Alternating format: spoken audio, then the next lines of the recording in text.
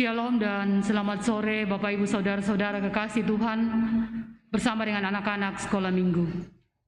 Penekanan warta sepanjang minggu ini, poin yang keempat, kebaktian hari Rabu tanggal 2 Maret 2022 atau Rabu Abu akan dilaksanakan pada pukul 17 WITA. Dimohon kehadiran warga jemaat Rantepao. Poin yang kelima, kebaktian rumah tangga sesuai keputusan sidang Majelis Gereja Toraja Jemaat Rantepao tanggal 3 Februari 2022, maka diputuskan tentang kebaktian rumah tangga untuk sementara ditunda kembali karena situasi dan kondisi yang belum memungkinkan, kecuali ada permintaan dari anggota jemaat. Dan kebaktian rumah tangga akan dilaksanakan pada hari Kamis 3 Maret 2022 di kelompok pelayanan 2 keluarga Yunus Pawarangan, pelayan Pendeta David Tiranda dan Saudari Lian Membalik. Poin yang berikut, poin yang ke-14, kegiatan pelayanan usia indah Jemaat Rantepao akan dilaksanakan pada hari Senin tanggal 28 Februari 2022 jam 10 pagi sampai selesai. Poin yang ke-16, berita PWGT Jemaat Rantepao. Pertemuan para lansia dan orang tua tunggal yang sedianya akan dilaksanakan pada hari ini Minggu 27 untuk sementara ditunda. Poin yang ke-17, penyelarasan anggaran oleh pimpinan Majelis Gereja Toraja Jemaat Rantepao akan dilaksanakan pada hari Kamis tanggal 3 Maret pukul 9 di Gedung Pelayanan Jemaat Rantepao. Poin yang ke-18, tamu dari Gereja Protestan di Sulawesi Tenggara Jemaat Manunggal Tonggoni, pengurus lansia Jemaat Manunggal Tonggoni akan melaksanakan wisata rohani ke Toraja dan salah satu kegiatannya ialah melaksanakan ibadah lansia bersama dengan Jemaat Rantepao pada hari Senin tanggal 7 Maret 2022 pukul 9.30 di Gedung Pelayanan Jemaat Rantepao. Diharapkan para lansia Jemaat Rantepao untuk menghadiri ibadah tersebut. Poin yang ke-19, anggota baru. Dengan penuh sukacita, Majelis Gereja dan warga Jemaat Rantepao mengucapkan selamat datang kepada anggota baru, yaitu keluarga Alosius Ohame, istri Luciana Kosat, yang bertempat tinggal di kelompok pelayanan 6, Asrama Kodim 1414 Tanah Toraja. Jika ada yang hadir, dimohon untuk berdiri. Ya, mungkin sudah ibadah. Poin yang ke-20, berita duka cita. Telah meninggal dunia Ibu Ruruk Siko, orang tua dari Ibu Diaken Destrisa Bumbungan, atau mertua dari Bapak Penatua R. Gusti Tibian, pada hari Jumat 25 Februari 2022 di Suluako, dan jenazah akan dibawa ke Buntao pada hari Minggu hari ini, dan segenap Majelis Gereja dan warga Jemaat Rantepao merasakan duka yang mendalam. Poin yang ke-21, pelajaran katekisasi calon sidi Jemaat Rantepao akan dilaksanakan setiap hari Jumat dan Minggu jam 3 sore di Gedung Pelayanan Jemaat Rantepao. Diharapkan kepada seluruh peserta katekisasi untuk hadir 15 menit sebelum kelas dimulai. Demikian penekanan warta jemaat. Selamat sore dan selamat beribadah. Tuhan memberkati.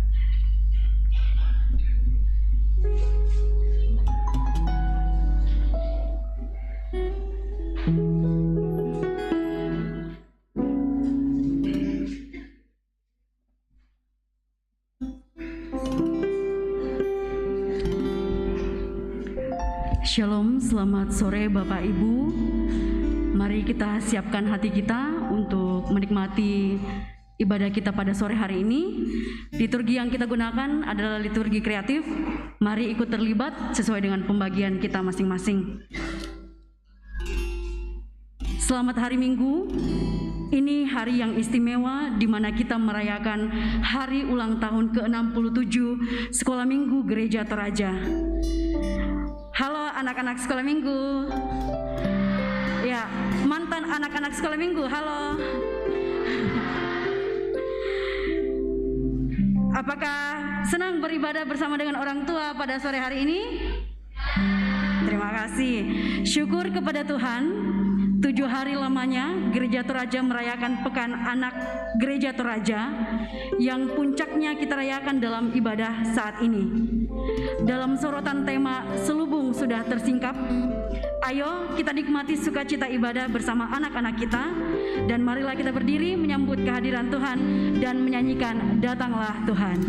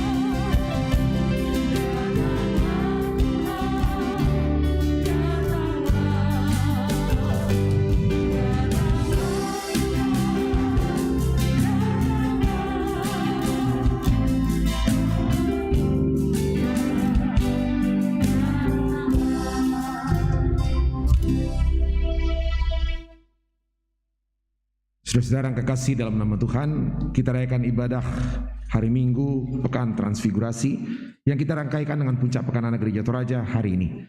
Kita laksanakan dalam satu pengakuan bahwa Tuhan Yesus bersama kita dan pasti menolong kita.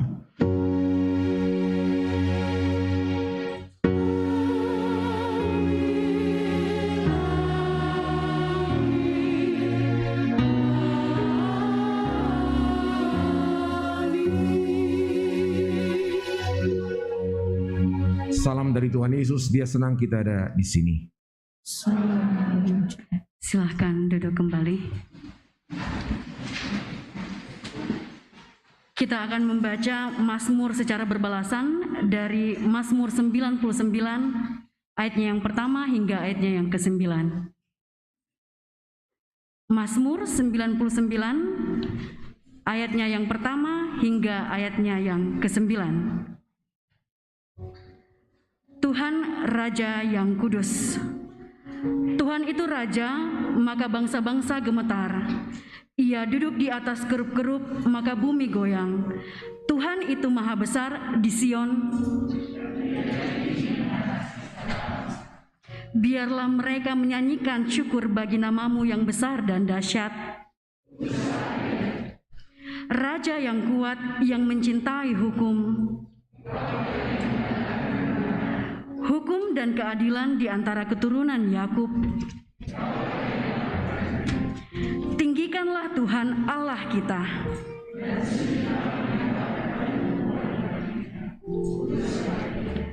Musa dan Harun di antara imam-imamnya.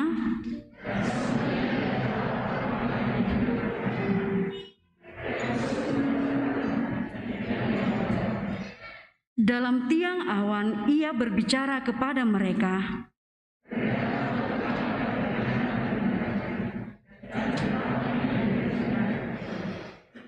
Tuhan Allah kami, Engkau telah menjawab mereka.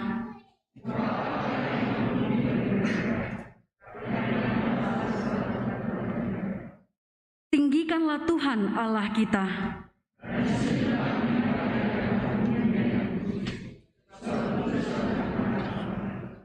Amin.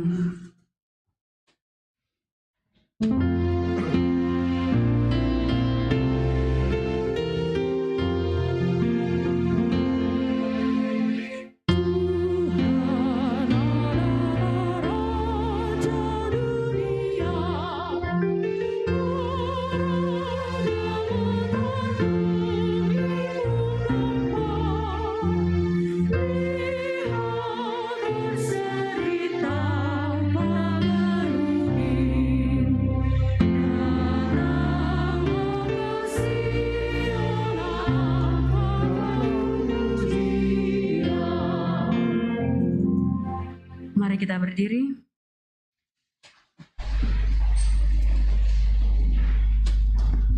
Saudara-saudara yang kekasih di dalam nama Tuhan, dengarkanlah perintah Tuhan untuk saling mengasihi dari Injil Yohanes pasal 13 ayat 34 sampai ayat yang ke-35. Sabda Tuhan demikian, saudara, Aku memberikan perintah baru kepada kamu, yaitu supaya kamu saling mengasihi sama seperti aku telah mengasihi kamu.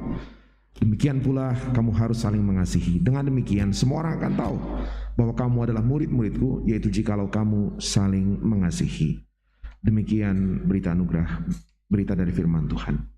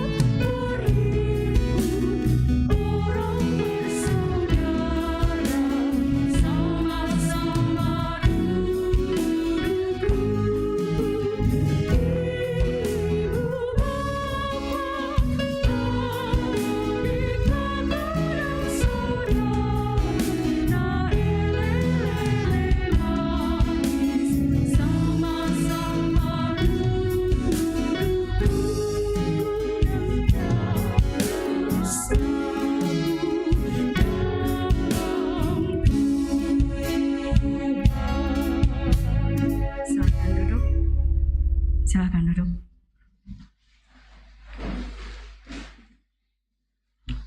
Senap saudara, anak-anakku yang dikasihi Tuhan, bercermin diri pada perintah mengasihi dan lagu yang baru kita nyanyikan, nyatalah bahwa kita seringkali gagal menjadi pelaku firman yang setia. Karena itu, mari kita merendahkan diri, datang mengaku dosa kita.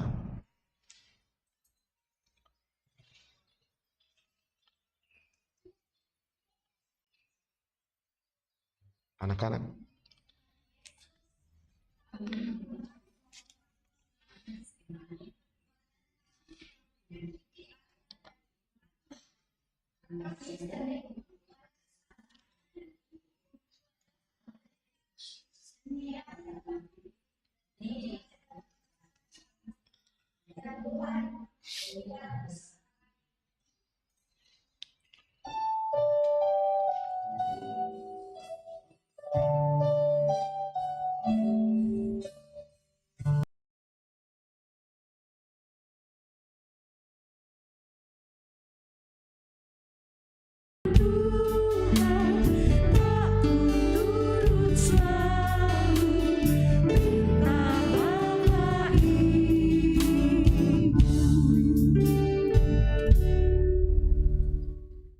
ya Tuhan, aku sering rutinitas dan kesibukan pekerjaan, kami kurang memiliki waktu memperhatikan anak-anak kami.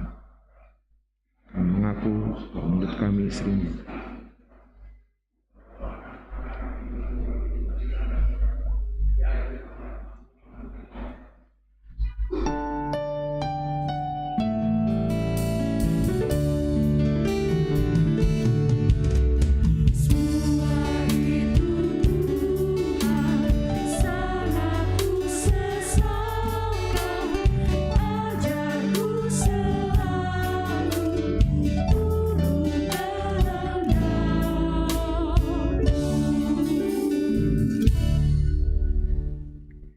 Ya Tuhan, kami mengaku bahwa kami sering tidak sabar dalam mendidik dan mengarahkan anak-anak kami. Kami telah melukai hati anak.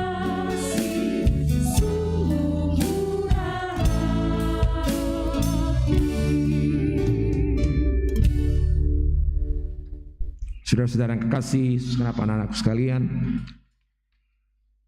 inilah berita anugerah yang datang dari Allah kepada kita sekalian yang tunduk dalam penyesalan dosa. Sabda Tuhan demikian. Tetapi oleh Dia kamu berada dalam Kristus Yesus, yang oleh Allah telah menjadi hikmat bagi kita. Ia membenarkan dan menguduskan dan menebus kita. Demikian sabda Tuhan. Kita akan memberikan tanda ungkapan syukur kita. Firman Tuhan dari Mazmur 99 ayatnya yang kedua dan 5. Tuhan itu besar di Sion dan Ia tinggi mengatasi segala bangsa. Tinggikanlah Tuhan Allah kita dan sujudlah menyembah kepada tumpuan kakinya. Kuduslah Ia. Sambil pundi dijalankan, kita akan mengiringi dengan pelengkap Kidung Jemaat 149, ucap syukur pada Tuhan.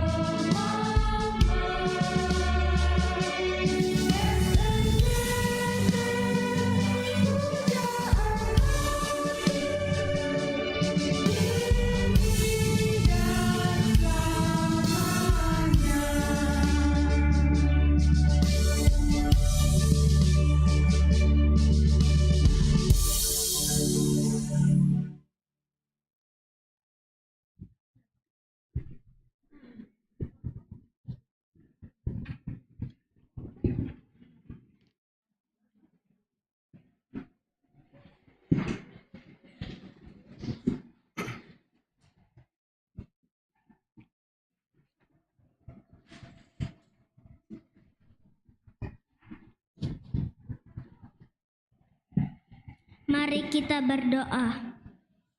Tuhan Yesus, terima kasih berkati persembahan dan Tuhan berkati kami semua. Amin.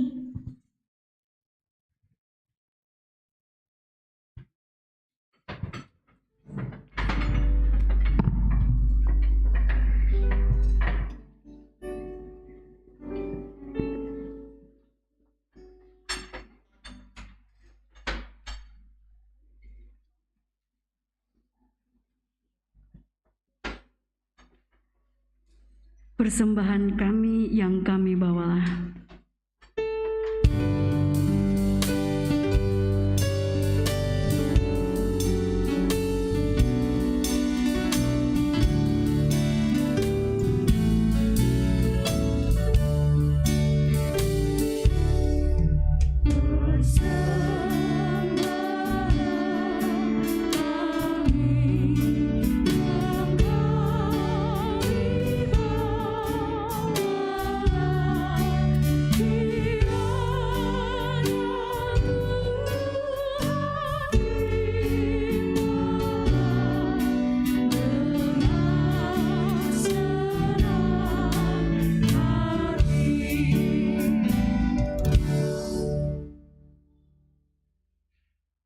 Saudara-saudara yang kekasih dalam nama Tuhan, kita akan bersama-sama membaca merenungkan firman Tuhan.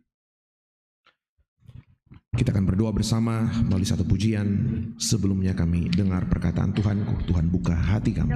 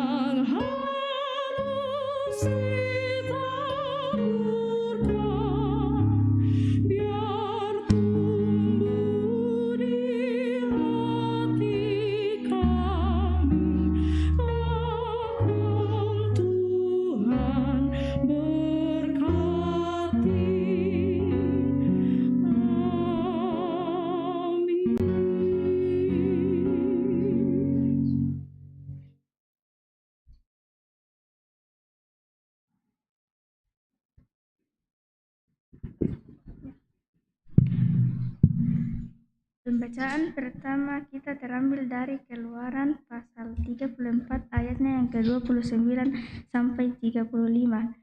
Berbunyi demikian, ketika Musa turun dari gunung Sinai, kedua loh hukum Allah ada di tangan Musa. Ketika ia turun dari gunung itu, tidaklah ia tahu bahwa kulit mukanya bercahaya, oleh karena ia telah berbicara dengan Tuhan. Ketika Harun dan segala orang Israel melihat Musa tampak kulit mukanya bercahaya, maka takutlah mereka mendekati dia. Tetapi Musa memanggil mereka, maka Harun dan segala pemimpin jemaah itu berbalik kepadanya, dan Musa berbicara kepada mereka. Sesudah itu mendekatlah segala orang Israel, lalu disampaikannya lah kepada mereka segala perintah yang diucapkan Tuhan kepadanya di atas gunung Sinai. Setelah Musa selesai berbicara dengan mereka, diselubungilah mukanya. Tetapi apabila Musa masuk menghadap Tuhan untuk berbicara dengan dia, ditanggalkannya lah selubung itu sampai ia keluar. Dan apabila ia keluar, dikatakannya lah kepada orang Israel apa yang diperintahkan kepadanya. Apabila orang Israel melihat muka Musa bahwa kulit muka Musa bercahaya, maka Musa menyelubungi mukanya kembali sampai ia masuk menghadap untuk berbicara dengan Tuhan. Amin. Firman Tuhan. Pembacaan firman Tuhan yang kedua terambil dari 2 Korintus 3 ayat 12 sampai 18.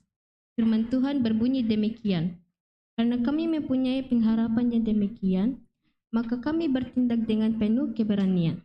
Tidak seperti Musa yang menyelubungi mukanya, supaya mata orang-orang Israel jangan melihat hilangnya cahaya yang sementara itu.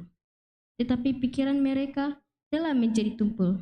Sebab sampai pada hari ini, selubung itu masih tetap menyelubungi mereka. Jika mereka membaca perjanjian lama itu tanpa disingkapkan, karena hanya Kristus saja yang dapat menyingkapkannya. Bahkan sampai pada hari ini, setiap kali mereka membaca kitab Musa, ada selubung yang menutupi hati mereka. Tetapi apabila hati seorang berbalik kepada Tuhan, maka selubung itu diambil daripadanya. Sebab Tuhan adalah roh, dan di mana ada roh Allah, di situ ada kemerdekaan. Dan kita semua mencerminkan kemuliaan Tuhan. dengan muka yang tidak berselubung.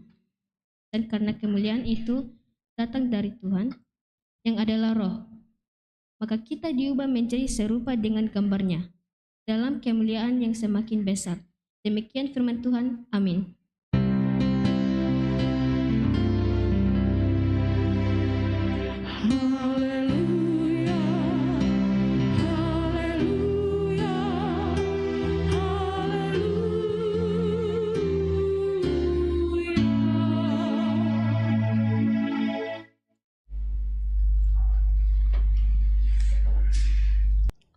Saudara-saudara yang kekasih dalam nama Tuhan, bacaan Injil hari ini, Injil Lukas pasal 9, ayat 27 sampai ayat yang ke-36.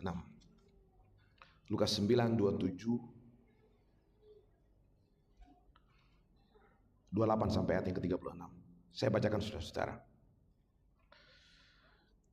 Yesus dimuliakan di atas gunung. Kira-kira 8 hari sesudah segala pengajaran itu, Yesus membawa Petrus, Yohanes, dan Yakobus lalu naik ke atas gunung untuk berdoa. Ketika ia sedang berdoa, rupa wajahnya berubah dan pakaiannya menjadi putih berkilau-kilauan. Dan tampaklah 2 orang berbicara dengan dia, yaitu Musa dan Elia. Keduanya menampakkan diri dalam kemuliaan dan berbicara tentang tujuan kepergiannya yang akan digenapinya di Yerusalem. Kalau dalam terjemahan lain, dia spesifik bicara soal peristiwa kematian Yesus di Yerusalem. Sementara itu Petrus dan teman-temannya telah tertidur. Dan ketika mereka terbangun, mereka melihat Yesus dalam kemuliaannya. Dan kedua orang yang berdiri di dekatnya itu. Dan ketika kedua orang itu hendak meninggalkan Yesus, Petrus berkata kepadanya, "Guru, betapa bahagianya kami berada di tempat ini. Baiklah kami dirikan sekarang 3 kemah. 1 untuk engkau, 1 untuk Musa, dan 1 untuk Elia." Tapi Petrus tidak tahu apa yang dikatakannya itu. Dia minta sebuah hal yang dia nggak paham.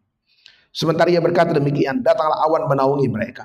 Dan ketika mereka masuk ke dalam awan itu, takutlah mereka.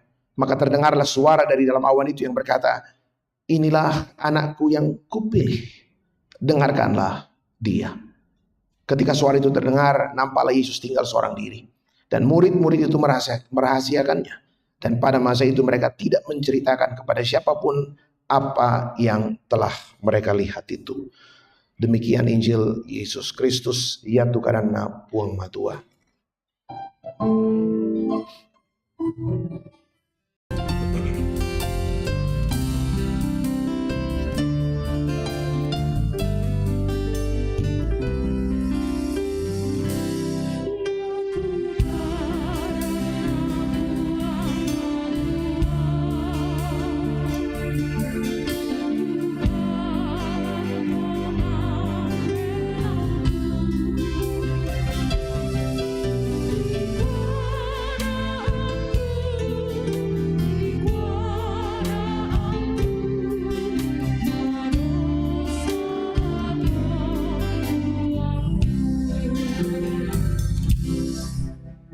Silakan duduk kembali.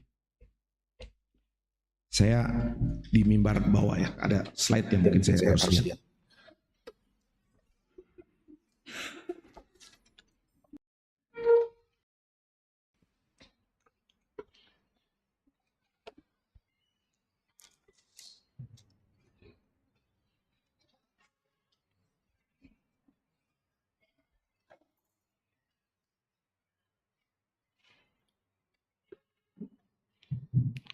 Cek. Ya, Bapak Ibu Saudara-saudara yang kekasih dalam Tuhan, itu 3 bacaan yang saya pikir kita tahu dengan baik. Bacaan yang selalu dibaca dalam pekan-pekan transfigurasi. Terkait dengan 3 bacaan tersebut, Bapak Ibu Saudara-saudara, ada 1 poin penting. Saya nggak tahu, kayaknya mic lebih bagus ya. Cek. Terkait dengan 3 bacaan yang ada, saudara-saudara, pertanyaan paling penting terkait dengan 3 bacaan yang muncul, tema yang ada, selubung yang sudah terbuka, itu sudah tersingkap. Pertanyaan paling mendasar adalah, seperti apa hebatnya kemuliaan Tuhan? Ya, seperti apa hebatnya kemuliaan Tuhan yang firman Tuhan mau saya tahu? Kemuliaan yang dalam surat 2 Korintus Paulus katakan, kemuliaan itu tidak bisa dipahami oleh orang yang membaca perjanjian lama. Dia bicara tentang orang Yahudi. Orang yang membaca perjanjian lama, dia tekun seperti ahli-ahli Taurat. Dia baca hafal dari awal sampai akhir seluruh perjanjian lama. Tapi kalau dia tidak disingkapkan, dia tidak akan pernah mengerti kemuliaan itu.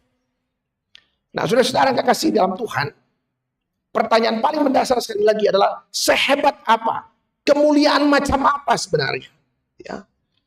Dulu wajahnya Musa, tadi dalam kitab Keluaran pasal 34, dulu wajahnya Musa, tadi Keluaran 34 ya. 34 tadi itu waktu dia naik ambil loh batu yang baru. Kan 2 loh batu yang pertama itu diambil, kemudian lembu emas dia pecahkan kan. Tuhan bilang, sudah kau lelakan. Gitu loh. Jadi tadi Keluaran 34 yang kita baca itu 2 loh batu yang diambil yang baru. Karena 2 loh batu yang pertama itu pecah. Karena dia pakai lempar lembu emas. Nah tadi saudara-saudara, luar biasa tadi cerita itu. Musa waktu pulang ambil 2 loh batu yang baru, dia turun ke bawah, wajahnya bercahaya luar biasa. Wajahnya biasa sampai orang nggak bisa lihat. Nah, yang menarik adalah firman Tuhan yang kita baca hari mengatakan kemuliaan yang sekarang Tuhan anugerahkan dalam hidup kita itu lebih hebat dari kemuliaan yang Musa alami kemarin. Bapak Ibu saudara, itu pertanyaan pentingnya. Pertanyaannya, apakah saya bisa lihat itu? Bahwa betul kemuliaan yang Tuhan anugerahkan sekarang dalam diri keluarga, suami, istri, bahkan anak-anakku, saya bisa lihat tidak? Kemuliaan yang begitu hebat yang Tuhan anugerahkan kepadanya lebih dari kemuliaan yang ada dalam diri Musa dulu. Kalau saya belum lihat, jangan-jangan selubung pun belum disingkapkan. Itu pertanyaan saya renungkan bacaan ini saudara. Kalau lihat bacaan firman Tuhan,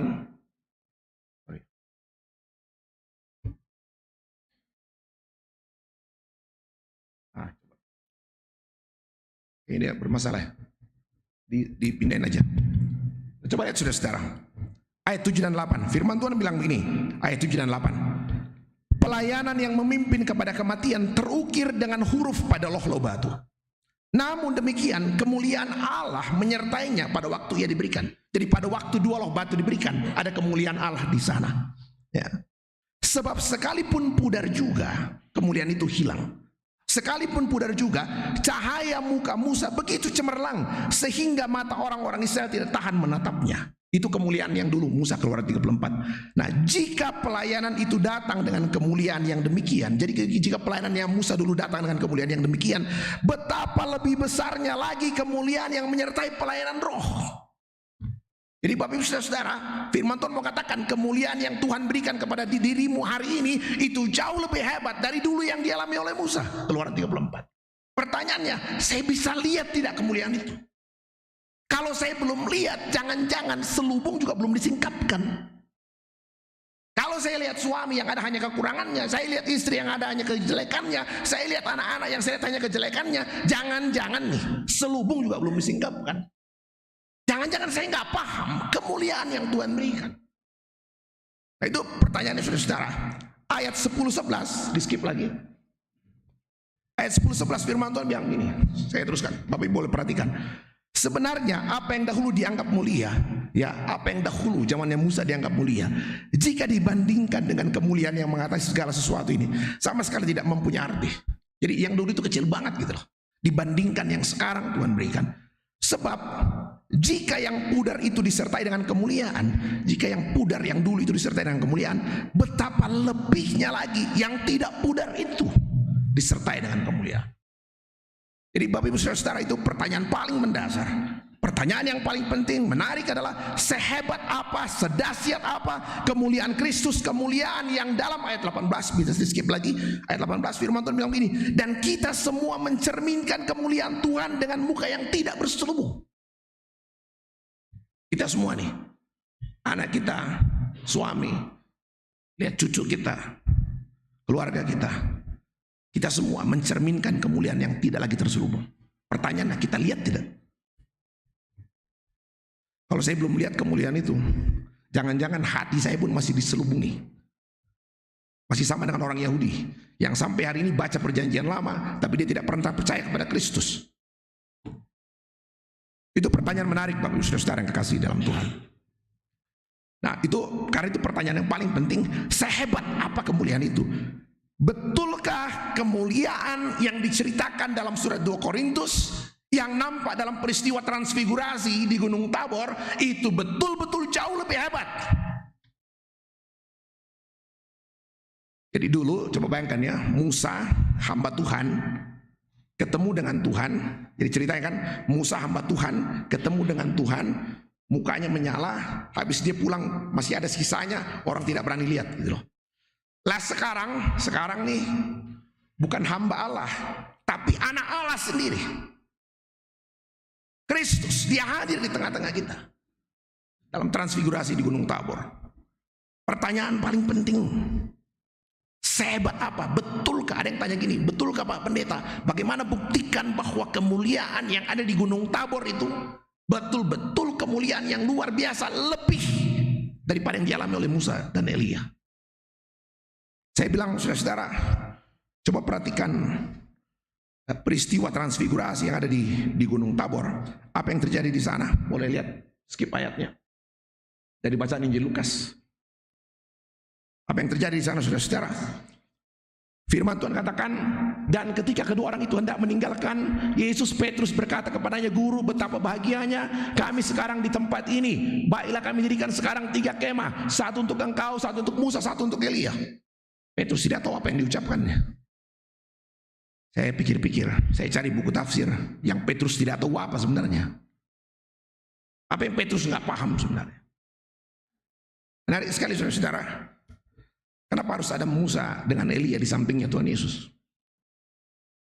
Kenapa bukan yang lain? Juna rakadoken nala, Juna zolopongovan kan kiri kanan. Kenapa harus Musa dan Elia? Kenapa Musa dan Elia? Coba buka, skip lagi berikut. Nah, ini gereja di Gunung Tabor nih. Kalau Bapak Ibu lihat apa menaranya, itu ada tiga kan, 3 kemah gitu. Cuma waktu saya ke sana saya bilang, ini dia mengikuti permintaan Petrus nih, bikin 3 kemah. Padahal Injil mengatakan yang diminta Petrus tuh dia nggak paham. Apa yang salah sebenarnya, saudara-saudara? Petrus minta apa yang dia nggak paham, dan memang Tuhan tidak iyakan, Tuhan tidak restui, Tuhan tidak setujui. Masalahnya di mana sebenarnya? Masalahnya di mana? Apa yang salah? Apa yang keliru? Bapak Ibu tahu kenapa kenapa harus ada Elia dan Musa? Musa dan Elia harus di samping kiri kanan. Saya bilang sederhana, Musa dan Elia itulah 2 tokoh yang paling hebat dalam kehidupan umat Israel. Ya. Musa yang naik berhadapan dengan Tuhan, ambil 2 loh batu.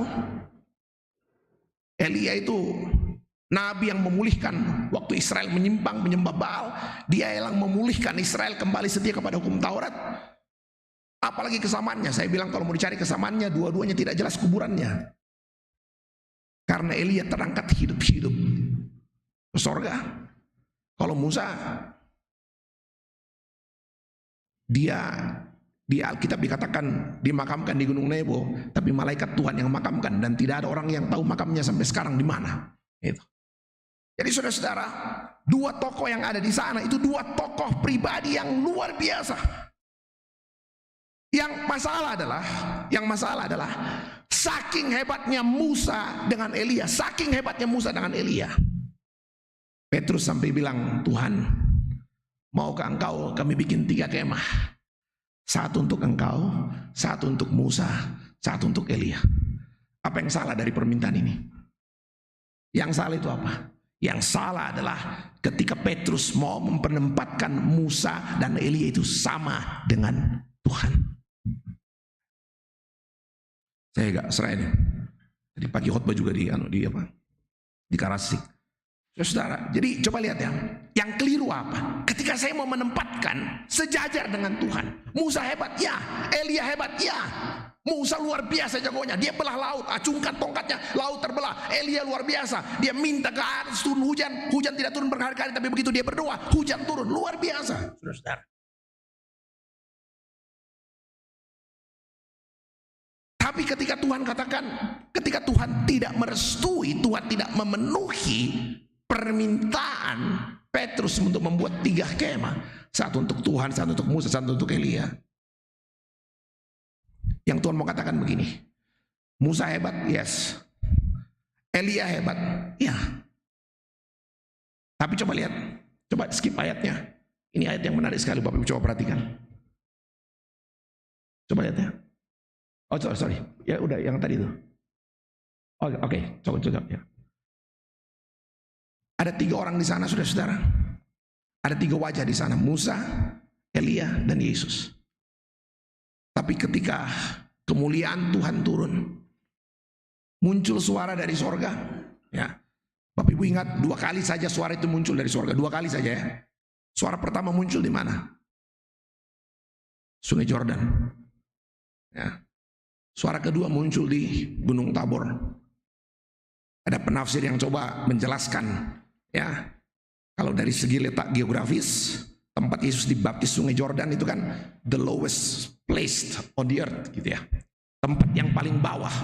Kalau di daerah sekitar Laut Mati itu kan tempat yang ada di bawah dataran, di bawah permukaan laut, ya. Kalau kita ke Jericho itu kan kota yang ada di bawah permukaan laut.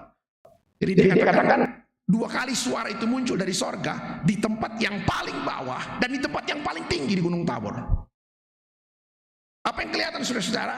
Yang menarik adalah, coba lihat nih, ada 3 wajah di sana, ada Yesus, ada Elia, dan ada Musa. Tapi suara yang muncul dari sorga mengatakan apa?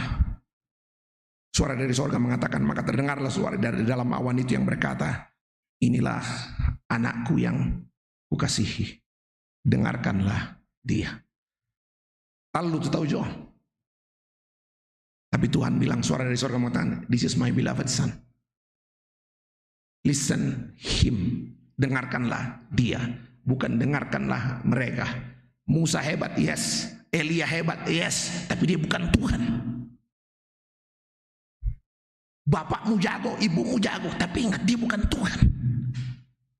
Sehebat-hebatnya Musa, ada waktunya dia tiada. Sehebat-hebatnya Elia, dia bikin mujizat yang luar biasa, tapi ada waktunya Musa hilang, Elia hilang. Sehebat-hebatnya ayahmu, keluargamu, siapapun, ada waktunya mereka hilang. Satu-satunya yang tidak akan pernah hilang, Yesus. Saya suka sekali kata-kata ini. Maka terdengarlah suara dari apa? Ketika mereka mengangkat wajahnya, hanya ada Yesus seorang diri. Saudara-saudara yang kekasih di dalam Tuhan, saya pikir ini menarik, ya. Yesus seorang diri. Saya beberapa waktu lalu ditelepon seorang kawan. Dia baru saja makamkan ibunya. Baru saja makamkan ibunya. Dia rawat ibunya panjang lama. Karena sakit, cancer, bertahun-tahun. Saya tahu hubungan mereka dekat sekali. Mereka berdua bersaudara, tapi adiknya sudah meninggal. Tinggal dia seorang diri. Dia rawat ibunya, ya. Tapi kemudian ibunya meninggal. Sudah dimakamkan, sudah. Tapi saya paham, masa-masa duka itu kan biasanya setelah pemakaman. Bukan, biasanya kalau masih penghiburan, pemakaman, masih banyak orang di rumah. Sebelum pemakaman biasanya sedih itu masih belum terasa. Kesedihan itu ketika setelah pemakaman semua orang sudah pergi di rumah sendirian dan kesedihan itu muncul. Saya lagi di kantor, dia telepon, Pak Pendeta, saya mau tanya, saya punya mama di mana sekarang? Nah, itu pertanyaan yang saya pikir, saya paham pertanyaan. Saya punya ibu di mana sekarang? Saya bilang gini ya, saya imani, saya bilang saya pendeta. Saya pelajari Alkitab, ya. Saya pendeta, saya pelajari Alkitab, saya pegang pengakuan Gereja Toraja, keyakinan Gereja Toraja menafsirkan Alkitab. Di dalam pengakuan kita jelas sekali dikatakan setiap orang yang meninggal di dalam Tuhan, dia tenang bersama dengan Kristus dan di dalam Kristus. Surat Roma mengatakan, apa yang bisa memisahkan kita dari karya Kristus? Tidak ada. Yang lain boleh pergi, yang lain boleh pergi, yang lain boleh terbatas, yang lain boleh terbatas, yang lain boleh tiada. Tapi Kristus itu akan selalu ada. Mazmur 139 saya bilang nanti baca di rumah. Mazmur 139 bilang begini, ya Tuhan, kemana saya dapat pergi menjauhi roh-Mu? Kemana saya dapat pergi dari hadapan-Mu ya Tuhan? Saya ke ujung langit, Kau ada. Saya ke ujung laut, Kau ada. Bahkan saya bawa tempat tidurku ke dunia orang mati pun, di situ pun Kau ada. Coba bayangkan saudara, apa yang saya mau katakan? Kemuliaan Kristus jauh melebihi yang lain. Musa hebat sekali tuh. Tapi Musa kan hanya sampai di Gunung Nebo. Nggak sempat masuk negeri perjanjian. Dia cuma lihat dari jauhnya. ada batas kehidupan Musa. Betapapun dia hebat, ada batasnya. Elia, betapapun dia hebat, semua ada batas. Saya selalu bilang setiap kali ada orang tua dibaptis anaknya, saya bilang, saya nggak ulang yang lain, saya bilang. Yang saya ingat, yang Tuhan pesankan berulang kali kepada setiap orang tua ketika mereka akan masuk ke negeri perjanjian adalah jangan pernah lupakan kasihi Tuhan Allahmu dan ajarkan kepada anakmu berulang-ulang tentang Tuhan. Kenapa? Bapaknya itu terbatas, ibunya itu terbatas. Tidak selamanya seorang ayah akan ada, tidak selamanya seorang ibu akan ada. Tapi fakta sudah memperlihatkan kepada kita begitu banyak sekali anak-anak yang tumbuh tanpa ayah, tanpa ibu. Mereka bisa tumbuh dengan baik. Kenapa? Alkitab perlihatkan kepada kita, ayah terbatas, ibu terbatas, Tuhan selalu hadir. Nah, saudara-saudara yang kekasih dalam Tuhan. Jadi itu poin yang pertama. Yang kedua yang saya mau sampaikan, saya mau kembali ke pertanyaan di depan, saudara-saudara. Seperti apa kemuliaan Tuhan yang mau diceritakan di sini sebenarnya? Ya, kemuliaan macam apa?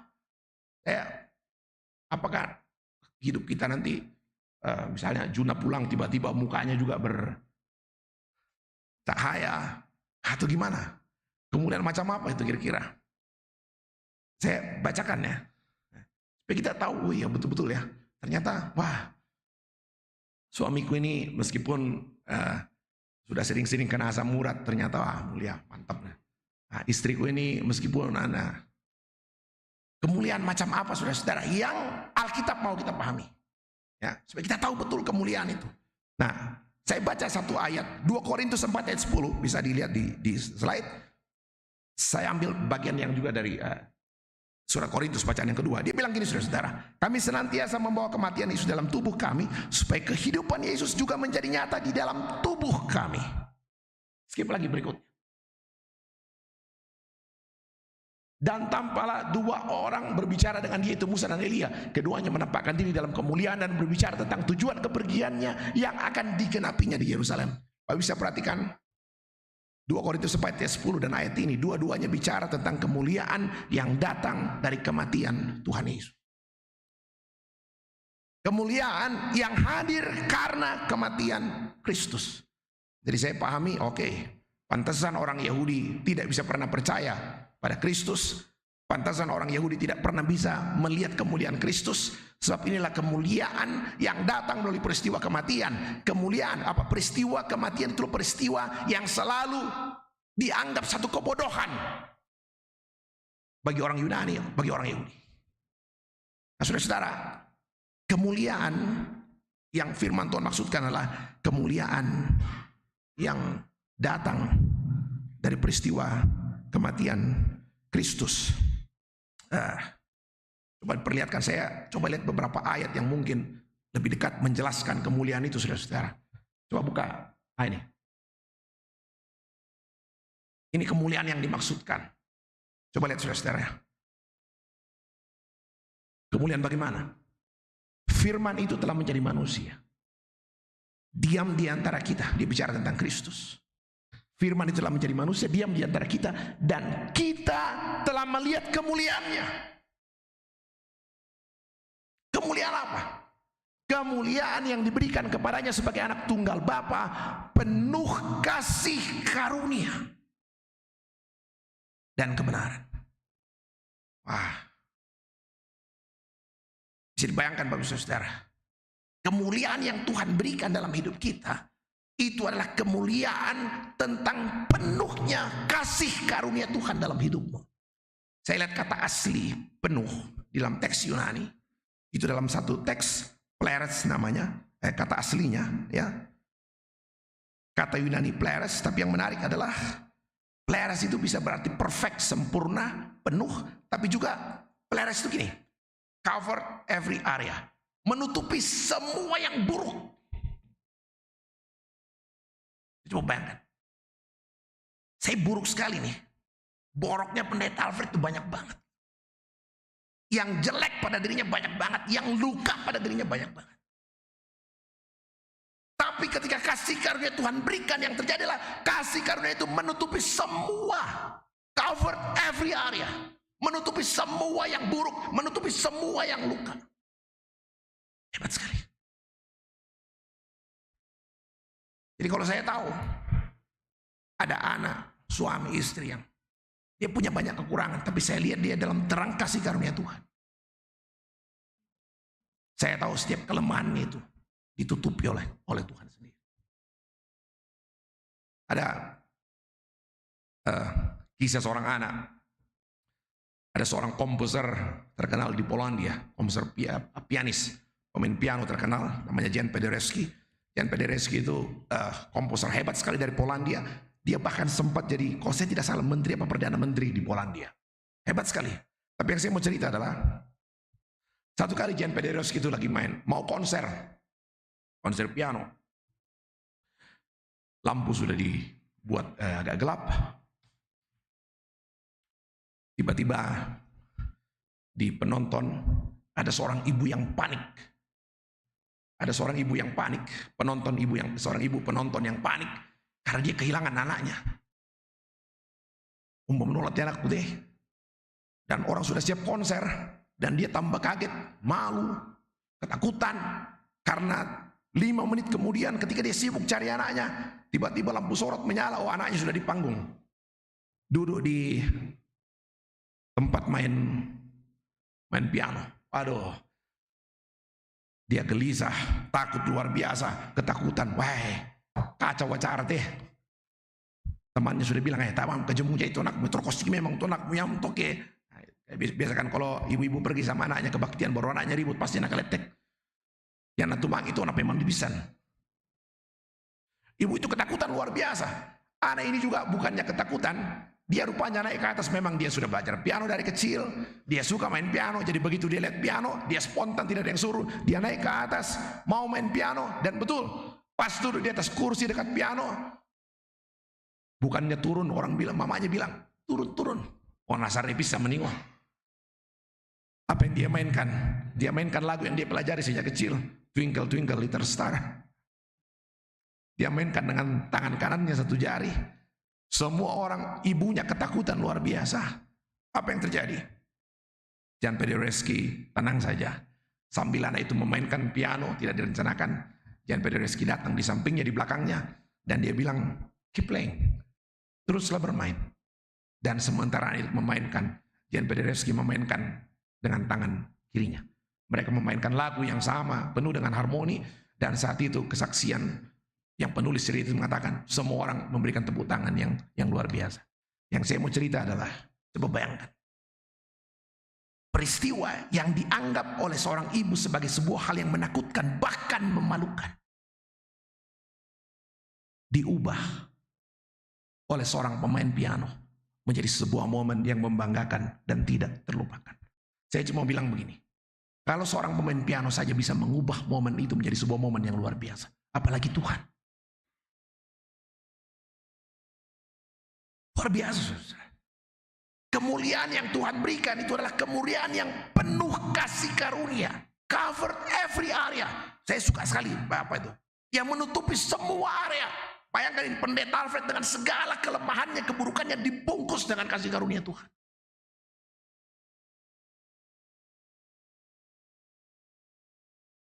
Saya ingat seorang anak muda mau menikah, cerita lama ini. Jakarta dulu. Mereka udah pacaran berapa lama. Satu kali mungkin sebulan kurang lebih mau menikah. Ya sudah seperti biasa bimbingan pastoral mau menikah. Bimbingan pertama, kedua, ketiga. Kalau nggak salah bimbingan keempat apa kelima, pastoral kelima, hari pertemuan kelima. Dia bilang, Pak Pendeta, saya mau tanya Pak Pendeta satu. Saya bilang, kenapa? Saya sudah siap menikah ini Pak Pendeta, tapi saya mau tanya Pak Pendeta dulu satu. Pak Pendeta tolong jawab. Saya bilang apa? Dia bilang begini, bagaimana Pak Pendeta bisa yakinkan saya bahwa ini calon suamiku betul-betul pemberian Tuhan? Kami wah, memberi kotoran tanda itu. Kau yang pacaran saya yang ditanya, mana saya mau tahu. Saya bilang kalau kau tanya, saya mau jawab jujur, saya enggak tahu, saya bilang. Siapa yang mau tahu? Iko komparasi, kau yang pacaran, kau yang enggak tahu. Saya bilang, saya enggak tahu. Saya enggak tahu. Saya bilang, ini bukan zamannya dulu imam besar ada Urim dan Tumim ditaruh di sini batu itu untuk menanyakan kehendak Tuhan. Dulu gampang, kalau mau tanya ini kehendak Tuhan langsung Urim menyala, Tumim teng-teng, gampang saya bilang. Tapi kalau kau tanya saya jawab, saya enggak tahu, saya bilang. Siapa yang bisa menjelaskan satu orang Manado keturunan Toraja, satu orang Ambon keturunan Toraja, kemudian ketemu di Jakarta menikah di sini? Siapa yang tahu kehendak Tuhan? Saya bilang saya enggak tahu. Saya bilang, kenapa kau tanya? Ini kan tinggal seminggu, siapa yang mau gantiin? Saya bilang, kalau enggak sesuai maksudnya apa? Mau dibatalin? Undangan sudah disebar. Dia bilang, tidak Ji Pak Pendeta, cuma ini saya ikut bimbingan, saya baru gumul sekali Pak Pendeta. Saya bilang, kenapa? Saya takut kalau nanti siapa tahu dia bukan kehendak Tuhan Pak Pendeta. Bagaimana? Waduh. Terus maksudmu bagaimana? Ya saya takut nanti dia bukan kehendak Tuhan. Bagaimana itu kalau dia bukan kehendak Tuhan? Ini jangan-jangan kehendak orang tua, atau jangan-jangan saya tidak melihat dengan hikmat Tuhan. Kan firman Tuhan bilang jangan pandang parasnya, tapi lihat hatinya. Nah itu. Ya kan? Jangan-jangan saya lebih tertarik pada isi dompetnya gitu.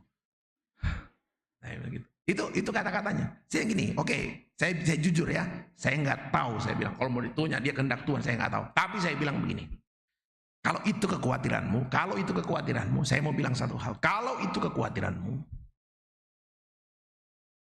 yang perlu kita pelajari sekarang adalah kita harus lebih banyak belajar lagi tentang arti kasih karunia Tuhan. Maksud pendeta apa? Saya bilang, coba sebutkan sama saya pernikahan dalam Alkitab yang jelas-jelas Tuhan marah. Pernikahan dalam Alkitab yang jelas-jelas Tuhan murka, Tuhan nggak setuju, Tuhan tentang pernikahan. Pernikahan siapa? Pernikahan siapa? Pernikahan nenek moyangnya Tuhan Yesus, toh. Yesus selalu disebut anak. Anak siapa? Raja Daud, selalu disebut toh, anak Daud. Pernikahan Daud dengan siapa? Betsheba. Kita ingatkan cerita pernikahan itu. Itu pernikahan yang Tuhan marah. Tuhan gak setuju dengan pernikahan itu. Kan Betsheba itu istri Uria kan. Waktu Daud lihat, wah cantik banget istrinya itu. Siapa suaminya? Oh prajurit bapak. Wah prajuritku suaminya. Oh gampang. Besok kalau perang taruh suaminya di depan.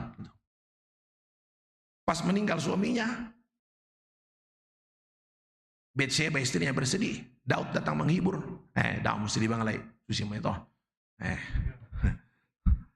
Apa yang datang dari Tuhan kembali ke Tuhan. Betah bangku ya. Nanti kalau ada waktu memang ke rumah ya. Coba lihat ya. Uria meninggal, dia bunuh. Betsheba diambil sebagai istri. Tuhan setuju dengan pernikahan itu? Tidak sama sekali. Tuhan murka. Tuhan marah sekali. Tuhan kirim sama Nabi Nathan. Nathan tegur Daud. Tuhan murka. Tuhan tidak setuju dengan pernikahan itu. Dan saya mengatakan, ada hukuman untuk pernikahan itu kan. Ada hukumannya waktu itu. Yang saya mau tanya adalah, apakah Tuhan menghukum pernikahan itu untuk selama-lamanya? Apakah Tuhan menghukum mereka untuk selama-lamanya? Saya pikir Alkitab mengatakan tidak. Bapak Ibu tahu, yang menggantikan Daud menjadi Raja Israel, yang melanjutkan garis keturunan sampai kepada Tuhan Yesus. Siapa yang menggantikan Raja Daud sebagai Raja Israel? Raja Salomo. Salomo itu anak dari istri yang mana? Daud punya berapa istri? Ada Ratu Hagit, ada Abigail, ada beberapa istri yang lain, ada Betsheba. Salomo itu anak dari istri yang mana? Dari Betsheba. Cerita ini jangan salah dipahami ya. Nanti ada orang bilang, oh kalau begitu Pak Pendeta, minda-minda bang mau boleh. Oh, enggak. Cerita ini mau menjelaskan bahwa bahkan dalam segala kehancuran hidup, kasih karunia Tuhan itu luar biasa. Kasih karunia Tuhan luar biasa, saudara. Cover every area. Meliputi seluruh keterbatasan hidup kita. Meliputi seluruh yang begitu buruk dalam hidup kita. Ada seorang ibu, waktu saudaranya meninggal, Kami dalam satu pembinaan majelis gereja. Dia tanya, Pak Pendeta, saya bilang, kenapa? Pak Pendeta tahu kan saudara saya meninggal. Oh iya, saya kenal. Saya mau tanya sama Pak Pendeta. Saya bergumul sekali karena hampir bertahun-tahun dia tidak injak gereja. Hatinya keras sekali. Setiap kali dikasih tahu, lebih galak dia daripada kita. Nanti dia mulai dekat dengan Tuhan. Setelah dia sakit keras, dirawat mungkin 4 bulan di rumah sakit. Yang saya sedih adalah selama dia sakit memang dia dekat dengan Tuhan, tapi dia tidak sempat lagi injak gereja. Sampai dia meninggal. Dia tanya sama saya, mana kota Pandita? Bagaimana dengan dirinya? Saya bilang satu hal. Saya sangat percaya tentang penuhnya kasih karunia. Saya sangat percaya. Banyak sekali bagian dalam Alkitab yang bisa saya perlihatkan. Betapa luar biasa kasih. Saya, saudara-saudara, saya tidak pernah mengatakan ini seenaknya kita bikin, tidak. Kasih karunia menolong saya untuk kemudian lebih kuat, lebih mantap menjalani hidup ke depan tanpa harus terbeban dengan masa yang lalu. Saya nggak pingin ada orang terbeban dengan masa lalu. Seorang kawan nih bertubi-tubi masalah, dia orang yang sangat dekat dengan Tuhan. Saya tahu ya, tapi ketika bertubi-tubi muncul, dia kehilangan orang paling dekatnya, suaminya. Dia kemudian orang tuanya masuk rumah sakit, saudaranya satu miskram. Dia tanya sama saya, Pak Pendeta, tak syarkan hukum nabung motor sih. Saya bilang, loh, kau pikir Tuhan datang ke dalam dunia Allah menjadi manusia untuk menghukum? Tidak, saya bilang. Saya merasa terlalu banyak orang yang dibebani dengan masa lalu, banyak hal yang membuat saya meragukan kasih karunia. Saudara, penuh kasih karunia, covered every area. Saya bilang sama kawan, itu saya bilang, saya kenal Kak, saya sempat teleponan sebelum dia meninggal. Dan saya tahu dia dekat dengan Tuhan. Mungkin dia tidak sempat lagi ke gereja. Tapi saya tahu dia dekat dengan Tuhan. Apa yang bisa Pak Pendeta katakan buat saya bahwa dia betul-betul tenang dalam kasih karunia Tuhan?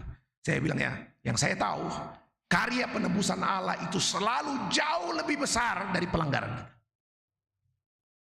Itu mulai dari perjanjian lama, Bapak Ibu boleh lihat. Mulai dari perjanjian lama, coba lihat, ada kitab Imamat, coba lihat, ada, ini coba lihat ya. Coba lihat itu, mulai dari perjanjian lama sampai perjanjian baru, semua cerita, semua memperlihatkan betapa karya penebusan Allah itu selalu jauh lebih besar dari segala kesalahan. Coba lihat ya, di perjanjian lama saja Bapak Ibu boleh lihat, coba lihat ya. Kalau ada orang berdosa ya, apabila dengan demikian ia berbuat dosa dan bersalah, maka haruslah ia memulangkan barang yang telah dirampasnya atau yang telah diperasnya. Jadi kalau saya curi 5 kambing, saya harus kembalikan 5 kambing dan ini ya, atau yang telah dipercayakan kepadanya atau barang hilang yang ditemuinya itu, teruskan ayat 5. Atau segala sesuatu yang dipungkirinya dengan bersumpah dusta, haruslah ia membayar gantinya sepenuhnya dengan menambah 1/5. Jadi Bapak coba bayangkan, dalam perjanjian lama pun selalu diperlihatkan bahwa karya penebusan, penghapusan dosa itu selalu lebih besar dari segala hutang yang ada. Kalau dalam perjanjian baru banyak sekali cerita, tapi saya suka ambil cerita yang menurut saya betul-betul sekali perlihatkan tentang luar biasanya kasih karunia Tuhan. Bapak Ibu ingat cerita Matius 8? Itu ada orang yang sakit kusta, disembuhkan oleh Tuhan. Bagaimana cara Tuhan menyembuhkan orang kusta? Bagaimana caranya Tuhan sembuhkan orang kusta? Banyak cara Tuhan menyembuhkan, ya. Tapi khusus orang kusta, dalam Matius 8, ya, banyak cara Tuhan menyembuhkan, ya. Ada anaknya sakit, mamanya datang sama Tuhan, Tuhan sembuhkan anakku, Tuhan sembuhkan. Ada orang lumpuh di kolam Bethesda 38 tahun, Tuhan tidak pegang, Tuhan tidak apapun, Tuhan cuma bilang jalan langsung sembuh. Orang kusta di Matius 8 itu disembuhkan dengan cara apa? Disentuh, dijamah. Pertanyaannya adalah, kenapa harus disembuhkan dengan cara disentuh? Apa yang Tuhan mau ajarkan dari cara penyembuhan disentuh? Apa yang Tuhan mau saya pahami? Kenapa harus disembuhkan dengan cara disentuh orang kusta itu? Saya bilang sederhana. Tuhan sedang memperlihatkan arti dari kematiannya, penebusannya yang luar biasa. Maksud pendeta apa? Saya bilang sederhana, saudara-saudara. Orang kusta itu buat orang Yahudi selalu dianggap najis. Dan hukum agama Yahudi, kalau yang najis menyentuh atau disentuh oleh yang tidak najis, yang terjadi adalah yang tidak najis menjadi najis. Orang ini kusta, saudara, kusta. Kalau nanti baca kitab Imamat, kalau orang kusta itu 2 tahap. Kalau dia kusta, dia diasingkan, ditaruh di luar kota. Setelah dia sembuh, dia pergi sama imam dan bilang sama imam, "Imam, coba lihat kulitku, periksa." Imam periksa, oh sudah sembuh. Kalau dia sudah sembuh, baru kemudian dia pergi sama imam untuk kemudian ditahirkan. Jadi 2 tahap orang kusta. Sembuh baru tahir. Ditahirkan itu dengan cara mempersembahkan korban. Ya. Apa yang terjadi dengan orang kusta ini? Dia tahu dirinya kusta. Tapi begitu dia ketemu dengan Tuhan, dia tidak mengatakan sembuhkan. Tapi dia langsung ke step yang kedua. Dia bilang apa? Tahirkan aku, make me clean. Dan luar biasa, dengan sengaja Tuhan menyembuhkan, mentahirkan dia dengan cara apa? Disentuh. Ketika Yesus menyentuh, harusnya nih, Yesus yang menjadi najis. Tapi ketika Yesus menyentuh, apa yang terjadi? Bukan Yesus yang menjadi najis, tapi orang kusta itu yang menjadi sembuh dan tahir. Apa yang Tuhan mau ajarkan? Dosamu besar, sakitmu berat, pergumulanmu berat, tapi kasih Allah itu selalu jauh lebih besar. Itu kemuliaan Kristus, saudara-saudara. Kemuliaan yang penuh kasih karunia yang mengcover every area, seluruh area yang buruk dalam hidup. Dan buat itu luar biasa. Di hari ini saya lihat suami dengan segala kelemahan, kekurangannya. Saya tahu dia suami yang punya kelemahan, tapi saya tahu dia diliputi, dipenuhi oleh kasih karunia Allah. Saya lihat anak saya dengan beragam kelemahannya. Saya melihat dia, tapi saya mengingat. Dia punya kelemahan, tapi saya tahu dia dipenuhi oleh kasih karunia. Saya melihat istri, saya melihat keluarga saya dengan banyak sekali kekurangan. Tapi setiap sekali saya melihat mereka, orang-orang yang saya kasihi di dalam Kristus, saya mengingat bahwa Kristus sudah mati buat mereka.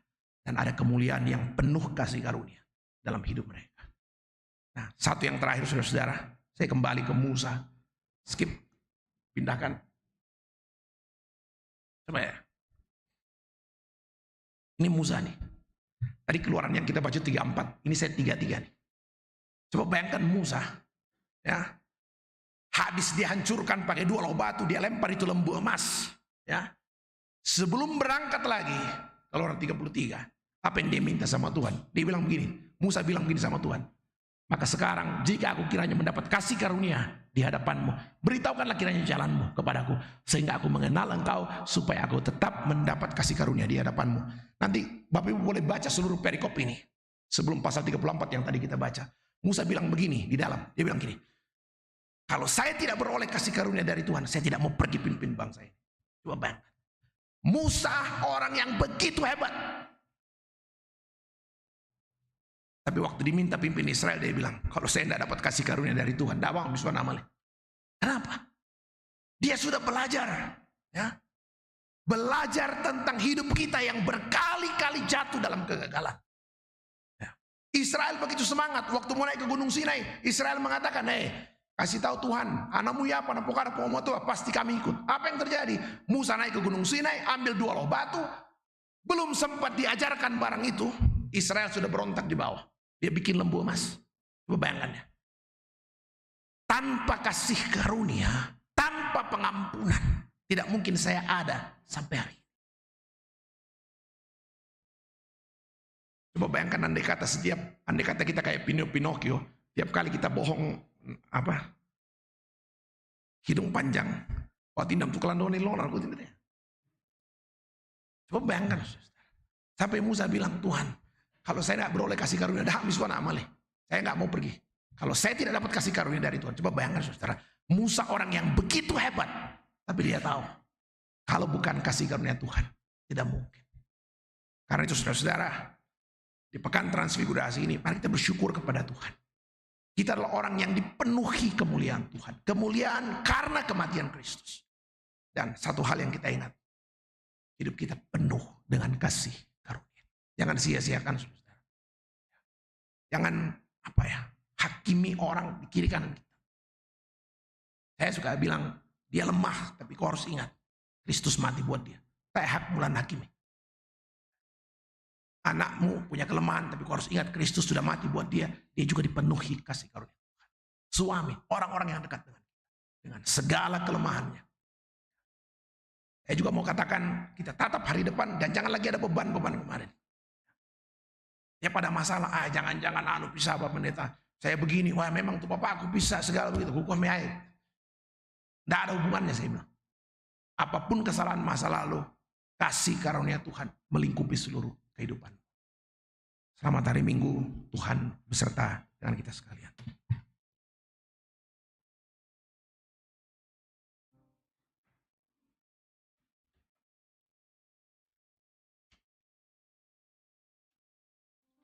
Kita masuk dalam 1 2 sejenak.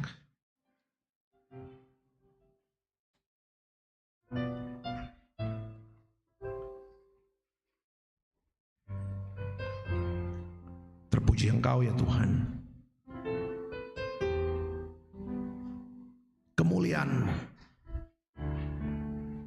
Kemuliaan yang penuh kasih karunia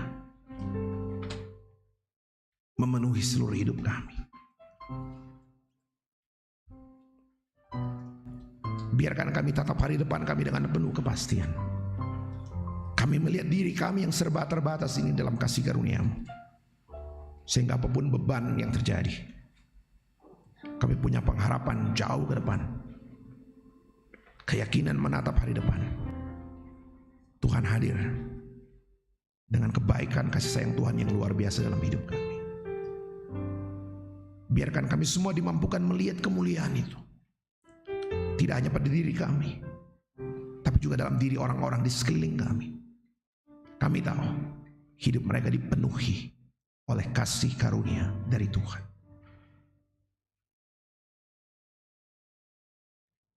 Terpuji nama Tuhan. Amin.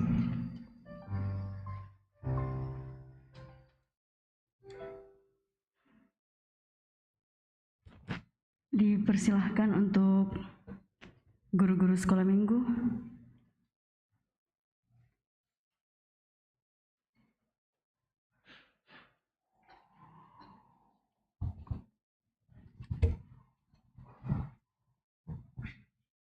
Untuk simbolisasi hari ulang tahun SMGT yang ke-67, mohon kesediaan Bapak Pendeta untuk berdiri bersama dengan anak-anak, dan anak-anakku sekalian semua berdiri ke depan.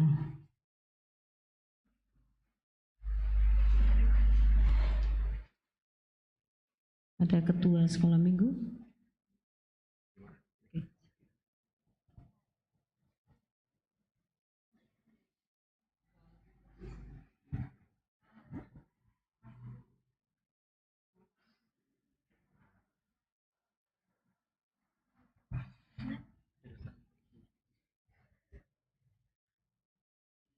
Sebagai simbolisasi hari ulang tahun ke-67 Sekolah Minggu Gereja Toraja, ada susunan kue di depan sebagai simbol juga, dan anak-anak kita akan menyanyikan Mars SMGT. Kita menyanyi dulu Panjang Umurnya.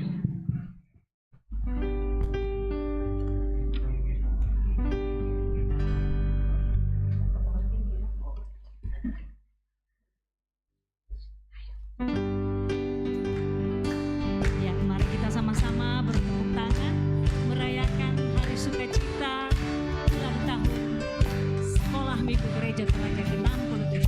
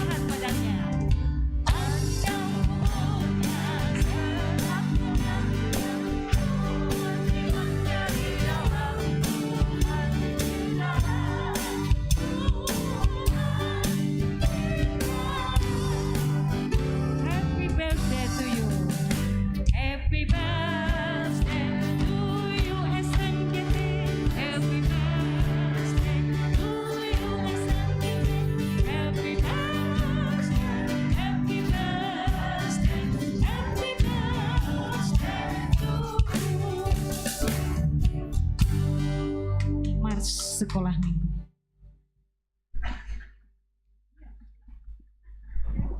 Anak-anak akan melakukan march sekolah minggu.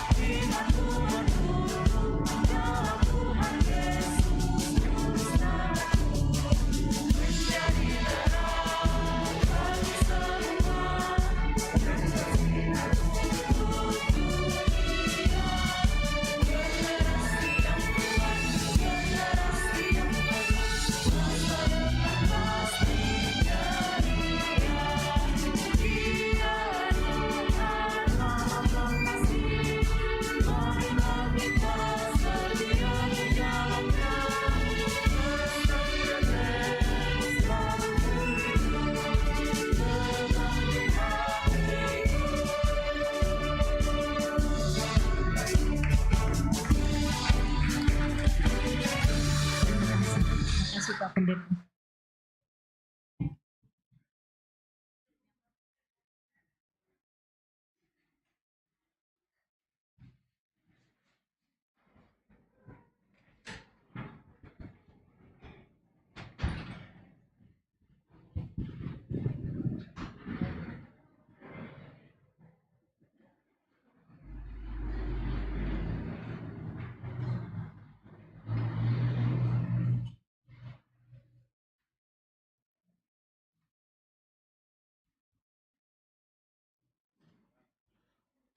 Bapak Ibu Saudara-saudara, mari kita tunduk kepala, kita berdoa syafaat.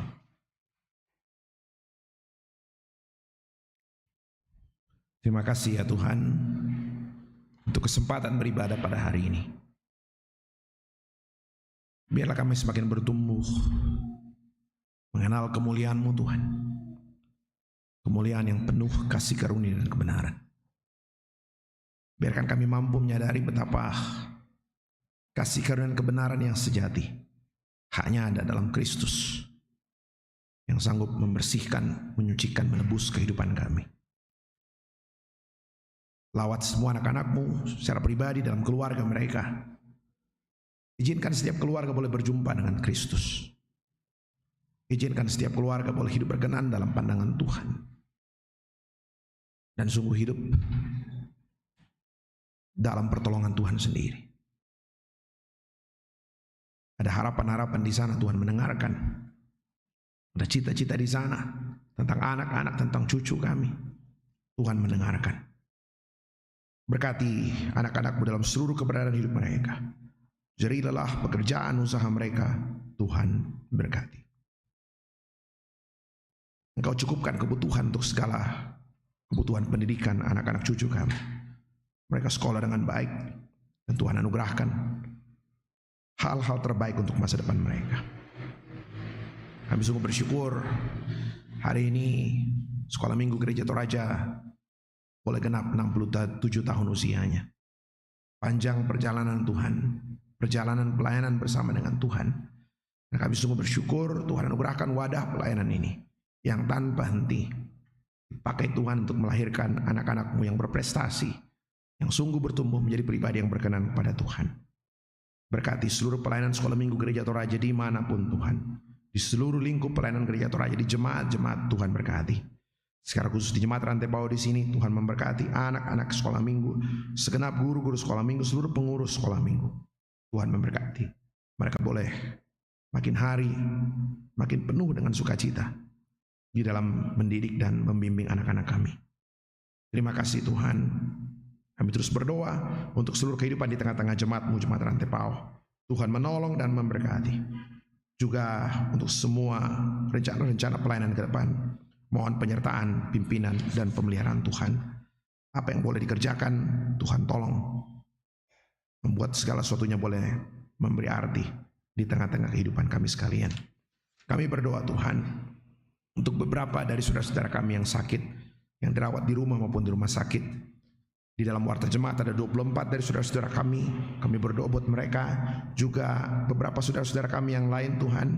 Kami mengingat saudara kekasih kami Paul Cakra, saudari Fitriani Bate, Ibu Marta Tampang yang rencana dirujuk ke Makassar, Ibu Diaken Ludia Ratung, Bapak Penatua Briken, Bapak Riveson Gadi, juga Mama Vita dan Vivi yang ada di rumah. Tuhan, Engkau hadir melawat orang-orang yang kami kasihi ini, saudara-saudara, anak-anak kami. Mereka Tuhan pulihkan, lawat dalam anugerah-Mu. Perkenankan Bapa, mereka beroleh kekuatan pemulihan dari Tuhan. Kami berdoa untuk beberapa dari saudara-saudara kami yang boleh Tuhan anugerahkan pertambahan usia. Di warta jemaat ada 56 saudara-saudara kami yang boleh Tuhan anugerahkan pertambahan usia, bahkan juga pertambahan usia pernikahan. Kami bersyukur bersama dengan mereka hari ini. Seraya kami berdoa, teruskan pemeliharaan-Mu bagi mereka. Dalam usia yang bertambah, mereka boleh terus menikmati kebaikan kehadiran Tuhan dalam hidup mereka. Terima kasih Bapa di sorga. Kami juga terus berdoa untuk orang-orang tua kami dalam usia mereka yang lanjut. Tuhan terus memberkati mereka, terpelihara dalam kemurahan dan kebaikan-Mu. Izinkan Bapa, mereka terus menikmati sukacita itu. Mereka tak pernah merasakan kesepian, kelemahan, karena mereka tahu Tuhan hadir menopang, memelihara hidup mereka. Kami berdoa Tuhan untuk keluarga yang berduka cita, keluarga almarhumah Ruksiko. Kami berdoa Tuhan melawat seluruh keluarga yang berduka cita. Tuhan hiburkan mereka di dalam menjalani masa-masa duka. Kami tahu Tuhan selalu bersama dengan keluarga dalam segala duka yang dialami. Kami berdoa Bapa untuk semua kelanjutan kehidupan kami. Kami berdoa untuk bangsa dan negeri kami Indonesia. Tuhan berkati pemerintah kami Tuhan di seluruh jenjangnya. Bapak Presiden dan juga pemimpin-pemimpin di seluruh pelosok negeri ini. Bapak Bupati di Tanah Toraja, di Toraja Utara, semua Tuhan berkati. Perkenankan Bapa, kami sungguh merindukan bangsa kami boleh pulih sepenuhnya dari pandemi COVID-19. Keadaan ekonomi boleh pulih kembali. Dan kami boleh melihat kebaikan Tuhan itu sungguh-sungguh nyata di tengah-tengah bangsa kami. Secara khusus kami ingat Tuhan, kondisi yang terjadi di Ukraina. Perang yang terjadi antara Rusia dan Ukraina di sana. Tuhan, kami tahu Tuhan berdaulat atas hidup para pemimpin bangsa ini. Bekerjalah dalam hati mereka, berikan hikmat-Mu agar semua boleh menahan diri untuk tidak saling melukai. Tuhan tahu ada begitu banyak orang yang kehilangan nyawa mereka. Ada begitu banyak anak-anak yang kehilangan orang tua mereka. Ada begitu banyak orang yang berada dalam ketakutan, penderitaan karena peperangan. Oh Tuhan, hadirlah dalam hati seluruh pemimpin bangsa ini agar mereka diberikan kepekaan tentang nilai-nilai kemanusiaan yang Tuhan kehendaki kami pelihara dalam hidup kami. Sungguh kami mohon, berikan ketenangan. Perang itu boleh berhenti dan masyarakat boleh seluruh masyarakat boleh hidup tenang dan damai. Terima kasih Bapa di sorga atas segala pimpinan penyertaan-Mu. Kesempatan untuk beribadah hari ini kami ucap syukur atasnya. Tuhan memberkati dan melanjutkan seluruh pemeliharaan-Mu dalam kehidupan kami masing-masing. Ini kami Bapa, ini kehidupan kami, ini gerejamu, Gereja Toraja, ini pelayanan anak-anak kami, sekolah minggu Gereja Toraja. Ini kelanjutan seluruh kehidupan bangsa dan negeri kami ke depan. Dengarkan kami Tuhan, sahuti kami dalam kasih karunia-Mu. Di dalam nama anak Yesus Kristus, Tuhan Kepala Gereja, Tuhan yang sudah mengajar kami berdoa bersama-sama demikian. Bapa kami yang di surga, datanglah kerajaan-Mu, jadilah kehendak-Mu di bumi seperti di sorga. Berikanlah kami pada hari ini makanan kami yang secukupnya, dan ampunilah kami akan kesalahan kami, seperti kami juga mengampuni orang yang bersalah kepada kami. Dan janganlah membawa kami ke dalam pencobaan, tapi lepaskan kami daripada yang jahat. Karena Kau yang punya kerajaan dan kuasa dan kemuliaan sampai selama-lamanya. Amin. Jemaat Tuhan, kita bangkit berdiri.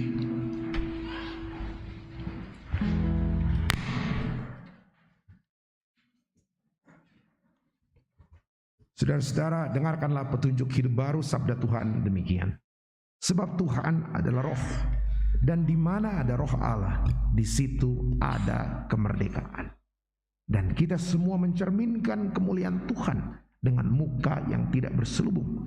Dan karena kemuliaan itu datangnya dari Tuhan yang adalah roh, maka kita diubah menjadi serupa dengan gambarnya dalam kemuliaan yang semakin besar. Demikian sabda Tuhan. Kidung Ceria 212, Bila Sangkakala Menggegap.